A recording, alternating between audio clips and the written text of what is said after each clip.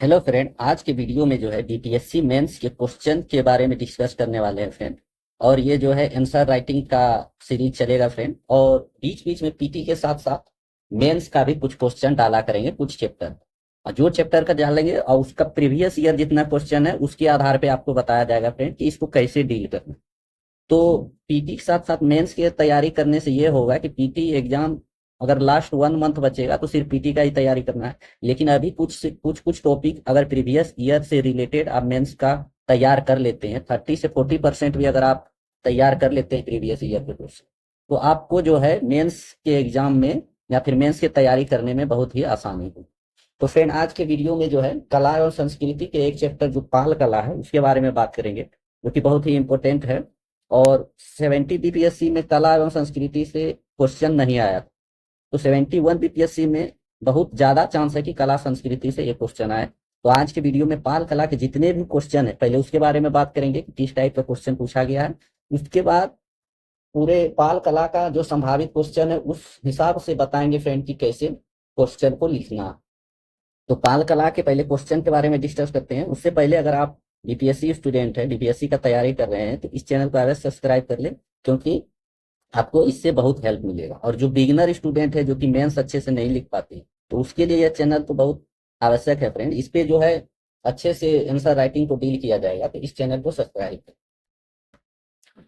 तो 65 बीपीएससी 2020 में पाल कला का क्वेश्चन था फ्रेंड कि पाल कला तथा भवन निर्माण कला की विशेषताओं को स्पष्ट कीजिए और बौद्ध धर्म के साथ उनके संबंधों का पर प्रकार। तो ये की पॉइंट इसमें सबसे पहले आपको पता करना होगा कि किस प्रकार से आंसर राइटिंग लिखा जाए। और जो की पॉइंट है उससे रिलेटेड क्वेश्चन अगर आप डील कर रहे हैं, तो इससे आपका जो है नंबर आने का चांस बहुत अच्छा 20 से 25 नंबर तक आपको आराम से मिल जाएगा। जो क्वेश्चन का डिमांड है अगर उस आधार पे लिखे और कंटेंट अच्छा डालें, तो आपको 20 से 25 नंबर हिस्ट्री में आराम से मिल जाएगा। और हिस्ट्री एक ऐसा टॉपिक है जो कि आप पहले से अच्छे से तैयार करके इतना नंबर आराम से आप ला सकते।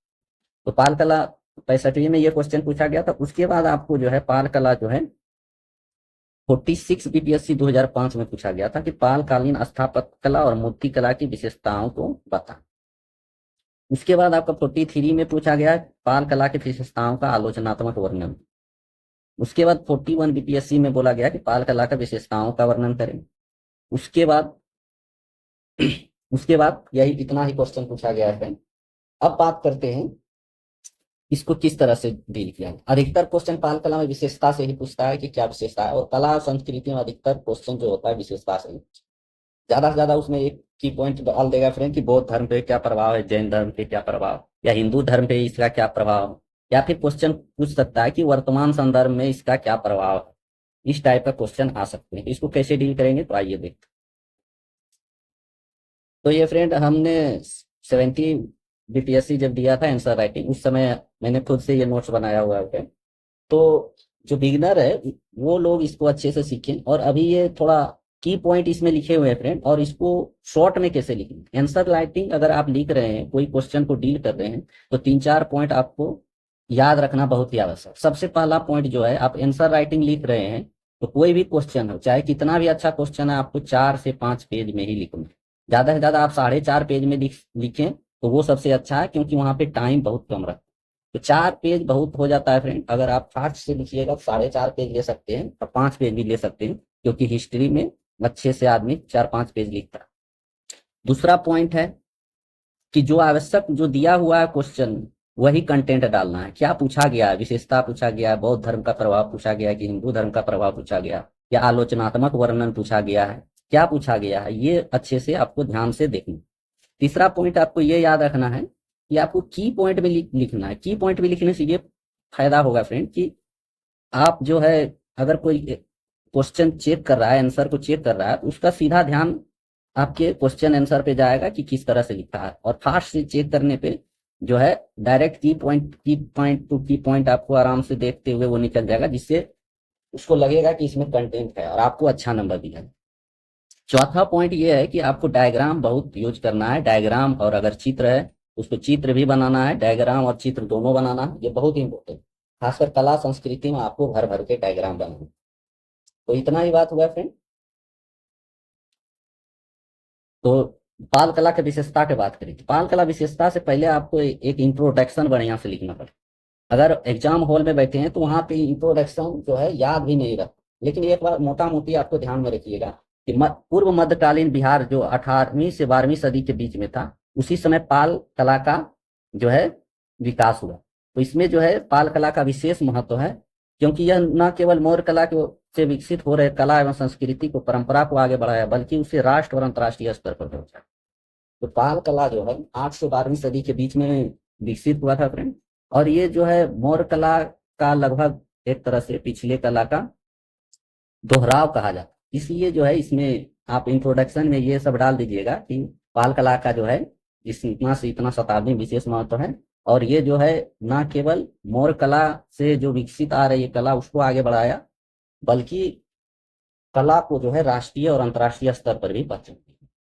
अब पाल कला का विशेषता पूछते हैं, तो विशेषता इसमें 2-3 प्रकार का है, स्थापत्य कला है, मूर्ति कला है, चित्र। क्वेश्चन अगर पूछ दिया है कि स्थापत्य कला और मूर्ति कला के बारे में बताएं, तो आपको सिर्फ स्थापत्य कला और मूर्ति कला को ही लिखना, चित्रकला को उतना नहीं लिखना है। अगर आपका पेज मतलब है कि चित्रकला को भी शॉर्ट में लिख के निकल सकते हैं तो आप उसको लिख सकते, लेकिन मेन फोकस आपको स्थापत्य कला और मूर्ति कला में निकलना। जैसे अभी 65 में क्वेश्चन पूछा गया था कि स्थापत्य कला और मूर्ति कला के बारे में, और बहुत क्वेश्चन में पूछा गया है कि बौद्ध धर्म का भी क्या प्रभाव था, तो इसमें हम बौद्ध धर्म हिंदू धर्म सब दे दिए। तो अगर वो क्वेश्चन के अनुसार से अगर पूछेगा बौद्ध धर्म क्या प्रभाव है, तो सिर्फ बौद्ध धर्म ही लिखना है, हिंदू धर्म वाला इससे है।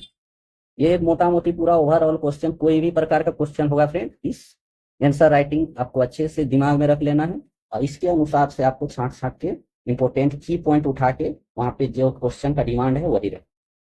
तो स्थापत्य कला की बात करें तो हिंदू में भी स्थापत्य कला का उदाहरण दिखता है पाल कला में, उसमें जैसे मंदिर बहुत सारा है। बौद्ध में जो है स्तूप, विहार, चैत्य आदि जो है स्थापत्य कला में दिखे जाते। तो मूर्ति कला में बात करते हैं तो कांस, पत्थर निर्मित मूर्ति, मिट्टी निर्मित मूर्ति आदि देखने को मिलती है। वही चित्रकला की बात करें तो पांडुलिपि चित्र और भित्ति कला चित्र के बारे में देखने को मिलता है। तो स्थापत्य कला की बात करें तो स्थापत्य कला में सबसे पहला पॉइंट जो है महाविहार आता। इस कला में अधिकांश वस्तु ईंट पत्थर से निर्मित। स्थापत्य कला में जो है अधिकांश वस्तु किससे निर्मित है, ईंट और पत्थर से निर्मित है। इसमें महाविहार सर्वाधिक महत्वपूर्ण था, जो कि भिक्षुओं के निवास और शैक्षणिक दृष्टि से बनाया गया। स्थापत्य कला में जो है महाविहार जो है सर्वाधिक महत्वपूर्ण है, जो कि किसके लिए बनाया गया था, भिक्षु के निवास और शैक्षणिक दृष्टि से बनाया गया। अब स्थापत्य कला में बौद्ध धर्मों का भी प्रभाव था। महाविहार, कुछ महाविहार है फ्रेंड, उसके जो पालकालीन में बना था उसको लिख लेना है यहाँ पे। जैसे औदंतपुरी महाविहार है, ये गोपाल ने बनवाया था। विक्रमशिला महाविहार धर्मपाल ने बनवाया था, और सोमपुरी महाविहार ये भी धर्मपाल ने बनवाया। महाविहार में सर्वाधिक महत्वपूर्ण विक्रमशिला महाविहार था, जिसमें प्रवेश द्वार, खुला आंगन, पेड़, 2 मंदिर, मंजिला महल, सीढ़ियां, रोशनदार का निर्माण किया गया। जैसे ये देखिए फ्रेंड, विक्रमशिला महाविहार का चित्र है। ये खुला आंगन है, यहाँ पे पेड़ लगा हुआ है, और ये बरामदा, और ये जो है भवन 2 मंजिला बना दी।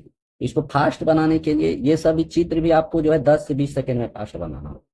इसका भी प्रैक्टिस बहुत आवश्यक है। जैसे इसमें देखिए, ध्यान रखिएगा, ये जैसे 3 घेराव है, तो ये याद रखेगा तो आराम से फास्ट से बन जाएगा। सबसे पहले पटाख से 3 घेराव डाल दीजिए इसमें, यहाँ पे। और इसके बाद जो है इस तरह से टाइम मैनेजमेंट आंसर राइटिंग में बहुत ही ज्यादा इंपॉर्टेंट है। यहाँ पे पेड़ लगा दीजिए, ये खुला आंगन दे दीजिए, यहाँ पे सीढ़ी लगा दीजिए, फिर रोशनदान यहाँ पे बना दीजिए, खिड़की बना दीजिए। पूरा फास्ट से इस तरह से बनाना पड़ेगा। टाइम मैनेजमेंट आंसर राइटिंग में बहुत ही ज्यादा इंपॉर्टेंट है। अब स्तूप के बारे में बात करें तो मौर्य कला के परंपरा को ही आगे बढ़ाया। स्तूप जो है मौर्यकालीन कला से ही बना आ रहा है फ्रेंड, उसी कला को आगे बढ़ाया ये पाल कला ने। और स्तूपों में बुद्ध के अवशेष का प्रयोग किया गया। ये देखिए फ्रेंड, ये स्तूप का चित्र बनाया हुआ है। इसमें जो है इसको मेघी कहा जाता है, ये जो है इसको अंड कहा जाता है, और ये बाहर से जो है इस तरह का घिरा हुआ है, इसको प्रदक्षिणा पथ कहा जाता है। इसको नहीं लिखे, इसको लिख लीजिए। और इसको तोरण द्वार कहा जाता है, तोरण द्वार कहा जाता है इसको, जो कि मुख्य गेट होता है प्रवेश के लिए। उसके बाद यहाँ पे एक हर्मिका रहता है, इसी में बौद्ध का अवशेष रखा जाता है, और ये ईस्ट है और ये छत्र है। इसमें जो है स्तूप जो पाल कला में साक्ष्य के आधार पर देखें तो विक्रमशिला महाविहार जो है उदाहरण के तौर पर में हर्मिका जो है वो बौद्ध के अवशेष रखे जाते हैं इसमें। और तोरण द्वार जो है मुख्य प्रवेश द्वार को कहा जाता था, और प्रदक्षिणा पथ जो है परिक्रमण के लिए, इसी में परिक्रमण होता है तो इसके लिए प्रयोग किया जाता। अब चैत्य के बारे में बात करें तो चैत्य वो भिक्षुओं का निवास स्थान था जिसमें प्रवेश द्वार, प्रदक्षिणा पथ, स्तंभ, बौद्ध मूर्ति स्थल और विश्राम स्थल शामिल। तो इसमें देखिए ये एक तरह से चैत्य का चित्र है। यहाँ पे ये पिलर लगा हुआ है, यहाँ पे जो है एक बौद्ध स्थल बनाया गया है, ये बरामदा टाइप है, ये प्रदक्षिणा पथ है, ये प्रवेश द्वार। यहाँ पे आप चैत्य लिख सकते हैं इसको। अब हिंदू धर्म के प्रभाव के बारे में बात करें तो पाल कला में हिंदू धर्म का भी प्रभाव देखा गया है, जैसे कि गया का विष्णु पद मंदिर है और पहलगांव का गुफा मंदिर, ये सब में भी हिंदू धर्म का प्रभाव पालकालीन कला का देखा गया। तो गया का विष्णु पद मंदिर के बारे में बात करें तो 30 मीटर ऊंचा है, विशिष्ट अर्ध मंडप है, अष्टभुजीय स्तंभ संरचना है और नागर शैली आदि इसमें है, नागर शैली है। अगर इसमें हिंदू धर्म का प्रभाव भी पूछा गया है पाल कला की विशेषता के साथ साथ, तब इसको डालना है फ्रेंड, नहीं तो ये अगर आप इसकी भी कर दीजिएगा तो इम्पोर्टेंट कोई बात नहीं, इससे आपका आंसर राइटिंग पे कोई प्रभाव नहीं, क्योंकि आपको जो है 4 पेज से 4.5 पेज या 5 पेज तक ही लिखना, क्योंकि जो है आपको फुल जो है आंसर राइटिंग 4 रहता है, उसके बाद डीआई भी आपको बनाना है, उसके बाद शॉर्ट क्वेश्चन आपका जो है बहुत रहता है, 6-7 क्वेश्चन मतलब सब मिला के 5-6 क्वेश्चन उधर और 5-6 क्वेश्चन इधर, लगभग शॉर्ट क्वेश्चन भी बहुत सारा रह जाता है, तो उसको भी 2-2 पेज लिखना होता है। तो इससे आपको जो है टाइम मैनेजमेंट बहुत जरूरी है। तो एक वीडियो अभी पीछे डालेंगे फ्रेंड, जो कि आंसर राइटिंग क्या क्या पढ़ना है और क्या क्या स्किप करना है, या फिर प्रीवियस ईयर को सबसे पहले पढ़ना बहुत आवश्यक। अब मूर्ति कला के बारे में बात करें तो मूर्ति कला जो है एक कांस्य निर्मित है, पत्थर निर्मित है, मिट्टी निर्मित पाल कला। पाल कला का कांस्य निर्मित जो कला है, मूर्ति कला है, इसकी तुलना जो है चोल कालीन कला की मूर्ति से की जाती है। जो पाल कला का जो है मूर्ति कला है चोल की मूर्ति से की जाती है। सांचे को ढालकर अंकित किया जाता था। यहाँ पे जो कांस्य निर्मित जो मूर्ति कला है इसको सांचे में ढाल के अलंकृत किया जाता था, और इसके प्रमुख कलाकार जो है वो धीमन और विथपाल जो कि नालंदा के निवासी थे, ये है। इसका जो है धार्मिक प्रभाव के बारे में बात करें कांस्य का, तो इसमें बुद्ध और बोधिसत्व जैसे मूर्तियों में देखा गया है इसका। मंदिर में बलराम विष्णु आदि मूर्तियों की विशिष्टता भी देखी जाती है इसमें जो है कांस्य निर्मित कला में। अब कांस्य मूर्ति जो है साक्ष्य के बारे में बात करें तो नालंदा, सुल्तानगंज आदि जगहों से कांस्य मूर्ति के साक्ष्य हमें प्राप्त हुए हैं।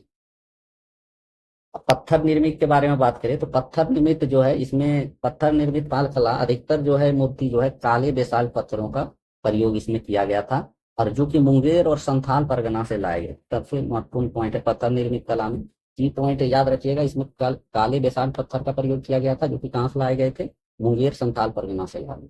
और ये जो पत्थर निर्मित जो मूर्ति होता था ये हस्त निर्मित मतलब हाथ के द्वारा इसको निर्माण किया जाता था। इसका अग्र भाग अलंकृत और पिछला भाग सपाट रहता है, मतलब आगे का भाग बहुत अच्छे से इसको मूर्ति को बनाया जाता था, जबकि पीछे का भाग फुल्ली सपाट रहता था। तो मूर्ति पर हिंदू और बौद्ध आदि धर्मों का भी प्रभाव था। अब मिट्टी निर्मित कला के बारे में बात करें पाल कला में, इसमें जो है मूर्तियां जो है आध्यात्मिक और भौतिक तत्व इसमें देखने को मिलता है, और इस मिट्टी निर्मित कला में जो है लोगों के रहन सहन संस्कार आदि मूर्तियां बनाई जाती थी इसमें। और इसमें जो है सबसे महत्वपूर्ण मूर्ति जैसे तख्ती पे बैठी स्त्री की मूर्ति जो है काफी सुंदर और आकर्षित है। अब चित्रकला की इसमें बात करें तो चित्रकला पांडुलिपि और भित्ति कला 2 प्रकार की कला इसमें पाए जाते पाल कला में। तो पांडुलिपि कला के बारे में बात करें तो इसका उपयोग जो है किसी विषय वस्तु को विस्तार देने या सजावट के उद्देश्य से किया जाता है। किसका उपयोग, पांडुलिपि कला का उपयोग किया, और यह जो है मुख्यतः जो है ताड़ के पत्ते पर बनाए जाते थे। और ये जो है लघु श्रेणी के, ये पांडुलिपि कला जो है लघु श्रेणी के चित्रकला में आते हैं, जो कि मुख्यतः गहरे रंग और लाल काला आदि रंगों का प्रयोग किया जाता था। इस कला में जो है प्रमुख चित्र जो है अष्ट सहस्त्रिका, प्रज्ञा, परिमितिका, पंचरक्षा आदि जो वर्तमान में लंदन संग्रहालय में रखा गया है। इसको जो पंचरक्षा है फ्रेंड वो इस तरह का देखने को मिलता है चित्र, जिसको ध्यान में रखिएगा। भित्ति चित्र के बारे में बात करें तो यह मुख्य दीवारों में प्रयोग होता था यह चित्र। इसमें जो है मनुष्य, पशु, फूल पत्ती आदि का ज्यामितीय रूप से इसका प्रयोग किया जाता था इसमें जो है भित्ति चित्र का। चित्रों की तुलना जो है पाल कला के जो भित्ति चित्र की तुलना जो है अजंता एलोरा बाग गुफा आदि से की जाती है। अब निष्कर्ष भी एक अट्रैक्टिव लिखना होता है फ्रेंड, तो इसको निष्कर्ष देखिए, निष्कर्षतः कह सकते हैं कि पाल कला के विभिन्न रूप पूर्ववर्ती कला से प्रेरित है, परंतु इसमें तत्कालिक जनजीवन काफी हद तक चित्रण है। तो पाल शासकों के समय त्रिपक्षीय युद्ध के बाद बिहार में इस कला का विकास काफी सराहनीय है। इस कला का विरासत को संरक्षण करना चाहिए या करने की आवश्यकता। तो ये ओवरऑल मोटा मोटी पाल कला के सिर्फ विशेषता के बारे में बात करें तो वो ये पूरा क्वेश्चन रहा। अब इसमें आलोचनात्मक विशेषता अगर पूछे तो इसका कुछ आलोचना भी है। जैसे आलोचना या मूल्यांकन करने को कहता है, तो उसमें आपको 1 से 1.5 पेज आपको जो है आलोचना करना ही पड़े। तो इसका आलोचना पे बात करेंगे तो कई समीक्षकों के अनुसार जो है पाल कला में जो है दोहराव माना जाता है। कई समीक्षकों के द्वारा जो है पाल कला में दोहराव का बात कहा गया है, जिसमें स्थापत्य कला, मूर्ति कला, चित्रकला आदि का दोहराव माना जाता है। जैसे कि पालकालीन मूर्ति कला जो है, जो कि मौर्योत्तर काल और गुप्त काल के गंधार और मथला शैली का दोहराव था इसमें। वहीं पाल कला की चित्रकला में अजंता एलोरा बाग की गुफा चित्रों को पुनरावृत्ति माना जाता था। इसमें तो पाल कला अत्यधिक अलंकृत से मूर्ति की सौंदर्य में कमी और कृत्रिमता का ज्यादा प्रभाव था। इस आलोचना में आ गया। पाल कला की मूर्तियों में सिर्फ अगला भाग अलंकृत और पिछला भाग सपाट होता था। ये एक तरह का आलोचना। और एक आलोचना आप ये भी ऐड कर सकते हैं कि वर्तमान में जो है पाल कला, जिस तरह हम मधुबनी कला को प्रमोट कर रहे हैं उस तरह का जो है पाल कला को प्रमोट नहीं किया जा रहा है। इस एक तरह से ये आलोचना एक करेंट में, अगर आप इस सब कला में आप थोड़ा सा करेंट के बारे में जोड़ के लिखिएगा तो इसमें आपको अच्छा नंबर मिलेगा।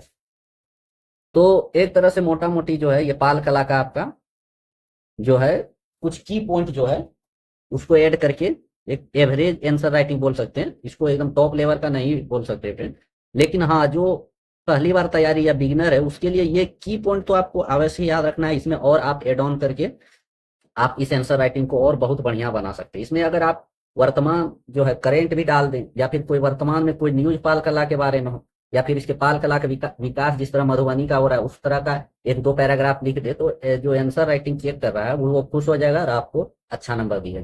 और कोई भी कला संस्कृति हो, अगर लास्ट में आप एक कोट डाल देते हैं तो इससे आपका आंसर राइटिंग की सुंदरता और बढ़ जाएगी। तो हम जो 67 से आंसर राइटिंग लिख रहे थे फ्रेंड, तो हमको भी बहुत ज्यादा आंसर राइटिंग में प्रॉब्लम हो रहा था। तो फिर इसी तरह हम अपने आंसर राइटिंग को इम्प्रूव करते करते, एड ऑन करते करते हमने इम्प्रूव किया, और यही आपको हम बता रहे हैं कि कैसे आंसर राइटिंग लिखा। तो 70 बीपीएससी जैसे हम कोई भी कला का आंसर लिखते थे सबसे लास्ट में ये कोट्स डालते थे। कोट्स याद रखना बहुत इंपॉर्टेंट है फ्रेंड, इससे आपका 1 से 2 नंबर आपका इंप्रूवमेंट हो सकता है। कला एवं संस्कृति समाज का वह वस्त्र है जिसमें समाज का चरित्र प्रकट होता है। ये बहुत अच्छा कोट्स है जो कि महात्मा गांधी के द्वारा लिखा गया है फ्रेंड, मतलब कहा गया है। ये लास्ट में ऐड करने से जो है आंसर राइटिंग जो चेक कर रहा है इसको वो बहुत मतलब अट्रैक्टिव हो जाएगा आपका आंसर राइटिंग, और नंबर जो है आपको एवरेज से कहीं ज्यादा आपको मिलने वाला। अब बात करते हैं प्रश्न के हिसाब से आप किस तरह को इसमें क्वेश्चन एड ऑन कर सकते हैं। तो अब प्रीवियस ईयर पर प्रश्न को उठाते हैं। तो जैसे इसमें लिखा हुआ है फ्रेंड कि पाल कला के भवन निर्माण कला विशेषताओं को स्पष्ट कीजिए और बौद्ध धर्म के साथ इनके संबंध को प्रकाशित करें। भवन निर्माण मतलब हो गया एक तरह से स्थापत्य कला के बारे में बात करने बोल रहा है, उसकी विशेषता बता। अब बौद्ध धर्म के साथ संबंध बताना है, तो इसमें ये क्वेश्चन में आपको जैसे ये लिखा हुआ है फ्रेंड, तो पाल कला का ये मैप, कोई भी पाल कला हो ये मैप बनाना बहुत आवश्यक है, इसको ध्यान में रखिए। ये मैप आपको एनी हाउ बनाना है, कोई भी पाल कला से कोई भी क्वेश्चन आए इसको आप स्किप नहीं कर सकते, इसको बनाना पड़ेगा। अब वो उसमें क्वेश्चन पूछा गया है कि भवन निर्माण, तो स्थापत्य कला के बारे में बात कर सकते। इसमें महाविहार को ऐड ऑन करना बहुत इंपॉर्टेंट है। इसको सबसे पहले इसमें 4 से 5 पेज में लिखना है। तो इसमें ये महाविहार, ईट निर्मित, ये सब ऐड कर सकते हैं। ये सब ऐड हो गया। जैसे आप ये जैसे आपका 5 से 6 पेज में हो गया फ्रेंड, तो इसको शॉर्ट और कर सकते हैं। जैसे बहुत सारा इससे जो है आप डायरेक्ट की पॉइंट ही लिख सकते हैं। जैसे इसमें डायरेक्ट की पॉइंट जो है अधिकांश वस्तु ईंट पत्थर से निर्मित होता था, ये सब शॉर्ट, और भी अगर शॉर्ट करके की पॉइंट लिखिएगा इससे होगा क्या, सिर्फ जो मेन पॉइंट है वो आप लिखिएगा। इससे जो है आपका आंसर राइटिंग और भी ज्यादा इफेक्टिव और कम पेज में आपका पूरा जितना कंटेंट है आपका आ जाएगा। उसी तरह जैसे ये विशेषता पूछा है तो सिर्फ इसमें बौद्ध धर्म का पूछा है, तो बौद्ध धर्म का स्तूप, विहार, महाविहार के बारे में बात करेंगे। इसमें ये हिंदू का प्रभाव को हम स्किप कर सकते हैं। इससे ये होगा कि हिंदू प्रभाव स्किप हो जाने से, क्योंकि बौद्ध धर्म पूछा, आप हिंदू का नहीं भी लिखिएगा तो इससे आंसर राइटिंग पर प्रभाव नहीं पड़ेगा। अब मूर्ति कला का बात करें तो ये तो एड ऑन करना ही है।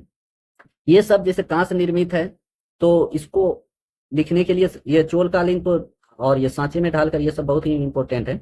आप स्किप कर सकते हैं यहाँ पे मंदिर का जो निर्मित है या ये कहाँ से प्राप्त हुआ, ये सब स्किप कर सकते हैं। जो छोटे छोटे पॉइंट है वो स्किप कर सकते हैं, लेकिन बाकी ये ऊपर का जो इंपॉर्टेंट पॉइंट है इसको स्किप कीजिएगा तो आपका की पॉइंट जो है, जो पाल कला का विशेषता है, वो छूट जाएगा। उसी तरह पत्थर कला में देख लीजिए, ये सब लिख सकते हैं। इसके धर्म का प्रभाव जो है ये लिख सकते, नहीं भी लिखिएगा तो ये चलेगा। ये इसका मेन विशेषता यही दोनों है कि ये दोनों है मिट्टी निर्मित। उसी तरह डायरेक्ट एक पैराग्राफ में आप मिट्टी निर्मित लिख सकते हैं कि मिट्टी निर्मित में जो है आम जनजीवन और व्यवस्था के बारे में बताया गया है, जो कि आध्यात्मिक और भौतिक तत्वों को इस मतलब मिट्टी निर्मित में दिखता है इसका प्रभाव। इसके एग्जाम्पल अगर आप नहीं भी देते हैं लेकिन दे दीजिएगा तो अच्छा रहेगा। इस मिट्टी निर्मित पाल कला का सबसे उत्कृष्ट उदाहरण हम जो है तख्ती पे बैठे स्त्री की मूर्ति के काफी सुंदरता और आकृष्ट को हम देख सकते हैं। उसी तरह चित्रकला में पांडुलिपि जो है, ये विषय वस्तु सजावट उद्देश्य, ये पांडुलिपि लघु कला था, ये हंस और ये जो है ताड़ के पत्ते बनाया जाता है, ये सब सभी इंपॉर्टेंट है। ये मुख्यतः किस रंगों का प्रयोग, ये स्किप भी कर सकते हैं, कोई दिक्कत नहीं है। और ये लघु श्रेणी और ताड़ पत्ते ये एक साथ मिला के अगर लिखिएगा तो इससे आपका थोड़ा सा इफेक्टिव बनेगा, पैराग्राफ भी छोटा होगा और 4 से 4.5 पेज में आपका है। इसी तरह ये सब दिया हुआ है। अगर आपको आलोचनात्मक वर्णन पूछ दे तो आपको 1 से 1.5 पेज, तो आपको 1 से 1.5 पेज आपका आलोचना करना ही पड़ेगा, तभी आपको नंबर देगा। क्योंकि यहाँ पे जो सेक्शन वाइज क्वेश्चन दिया है उस हिसाब से आपको लिखना पड़ेगा। यहाँ पे देखिए विशेषता दिया, बौद्ध धर्म के संबंध के बारे में प्रकाश डालने बोला। अगर ये सब नहीं डाली तो आपका जो है नंबर कम मिलेगा, भले आप कितना अच्छा से उसकी विशेषता का वर्णन, लेकिन जो की पॉइंट है उस आधार पे अगर नहीं लिखिएगा तो आपका नंबर कम मिलेगा। उसी तरह नेक्स्ट क्वेश्चन दिए तो पाल कला, स्थापत्य कला के बारे में बात किया है और मूर्ति कला के मुख्य विशेषता के बारे में बात। तो स्थापत्य कला और मूर्ति कला को हम अच्छे से इसमें वर्णन करेंगे। स्थापत्य कला मूर्ति कला आपको बता दिए हैं, और इसका आलोचनात्मक हल्का वर्णन अगर नहीं कहा गया आलोचनात्मक वर्णन तो इसको जो है 1 से 2 पैराग्राफ में आलोचनात्मक वर्णन कर देना है आपको, पूरा 1 पेज नहीं कर। इसी तरह नेक्स्ट क्वेश्चन देखिए, पाल कला के प्रमुख विशेषता का आलोचनात्मक वर्णन। तो यहाँ पे आपको 1 से 1.5 पेज आपको जो आलोचना लिखे हैं उसमें करेंट भी आप डाल दीजिए। इसको डाल के आप लिखने से आपका जो है आंसर राइटिंग बहुत ही ज्यादा इंप्रूव हो। अब बात करते हैं बिहार के पाल कला के, ये तो सेम सिंपल क्वेश्चन है। तो फ्रेंड कैसा लगा वीडियो अवश्य बताएं, और जो बिगिनर है वो इस चैनल को सब्सक्राइब कर दे। यहाँ पे जो है आपको किस तरह का आंसर राइटिंग लिखा जाता है इसके बारे में भी जानकारी दिया जाएगा। बहुत सारा नोट्स वगैरह तो प्रोवाइड हो जाता है, 10-10 पेज 11-11 पेज का सिर्फ पाल कला, लेकिन इफेक्टिव आंसर राइटिंग लोग नहीं लिख पाते और उस याद भी नहीं रह पाता। अगर आप पाल कला का सिर्फ इतना ही आप मेन पॉइंट याद कर लीजिए और इसे क्वेश्चन कहीं से भी आगे आएगा तो आप जो है की टर्म याद रहेगा तो आप आराम से क्वेश्चन को डील कर सकते हैं। तो फ्रेंड कैसा लगा वीडियो अवश्य बताएं। अगर इस चैनल पे नए आए तो इस चैनल को सब्सक्राइब कर लें और वीडियो अच्छा लगे तो वीडियो पे लाइक कर लें। तो मिलते हैं फ्रेंड नेक्स्ट वीडियो में। जय